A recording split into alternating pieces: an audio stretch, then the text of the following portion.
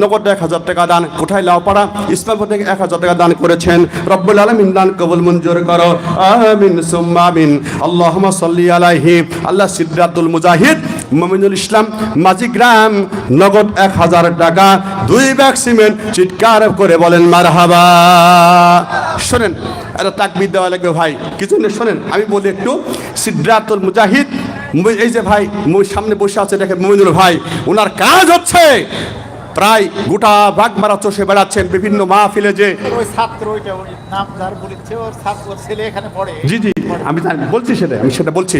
মুমিনুল ইসলাম ওনার কাজ হচ্ছে ইসলামের প্রতি এত আকৃষ্ট তিনি, যেখানে যাচ্ছেন বিভিন্ন বক্তাদের বক্তব্য একেবারে তিনি কষ্ট করে ভিডিও করে সেগুলি ছেড়ে গোটা জাতিকে জানানোর চেষ্টা করছেন। এটা একটা বিশাল উপকার না ভাই, বলেন উপকার না?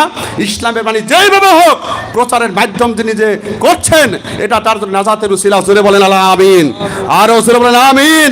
এই মুমিনুল ভাই উনি আজকেই যে ভিডিও করছেন, এই আমার এই বক্তব্য শুরু এখানে চলছে না, গোটা পৃথিবী এখন চলছে, গোটা পৃথিবী দেখতে পাচ্ছে, এটা কম কথা নয়।